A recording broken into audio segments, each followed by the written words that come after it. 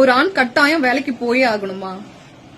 அவன் பிறந்ததுல இருந்து சாகுற வரைக்கும் ஓய்வே இல்லாம ஓடிக்கிட்டே இருக்கணுமா? ஏன் அப்படி? ஸ்டார்டிங்ல அம்மா அப்பா தம்பி தங்கச்சி அப்படின்னா அவங்களுக்காக ஓடணும், அதுக்கப்புறம் அவனுக்காக ஓடணும், அதுக்கப்புறம் அவனை நம்பி வந்த பொண்ணுக்காக ஓடணும், அதுக்கப்புறம் அவங்க குழந்தைங்களுக்காக ஓடணும், அதுக்கப்புறம் வளர்ந்த அந்த பிள்ளைங்களுக்காக ஓடணும், அதுக்கப்புறம் அந்த பேர குழந்தைங்களுக்காக ஓடணும். ஏன் இப்படி ஒரு ஓய்வே இல்லாத ஓட்டம் ஆண்களுக்கு மட்டும்?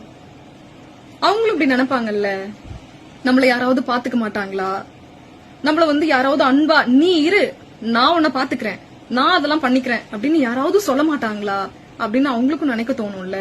அப்படியே வீட்டுல இருந்தாலும் பொண்டாட்டி காசுல வாழ்றா, நீ எல்லாம் என்ன ஆம்பளை, நீ தானே அதெல்லாம் பண்ணணும் அப்படின்னு இந்த சொசைட்டி இந்த மாதிரி பேச்சுக்கள் எல்லாம் கொடுத்து மறுபடியும் அவங்கள ஓட வைக்கும். அதாவது இந்த மாதிரி எல்லாம் சப்போர்ட் பண்ற விமன் இருந்தாலும் அவங்களை இந்த மாதிரி எல்லாம் பேசி மறுபடியும் அவங்களை மேலும் கஷ்டப்படுத்த வேண்டியது. ஆக்சுவலி இன்னொரு விஷயம், பெண்களும் புரிஞ்சுக்கணும். உங்களால ஒரு விஷயம் பண்ண முடியும் அப்படின்னா நீங்க அதை பண்ணுங்க. எப்பவுமே அவங்களே எதிர்பார்த்துட்டு இருக்காதீங்க, அது அவங்க தானே பண்ணி ஆகணும், அதுக்கு தானே அவங்க இருக்காங்க அப்படின்னு அவங்களையே எதிர்பார்த்து அவங்களே ரொம்ப டார்ச்சர் பண்ண வேண்டாம்.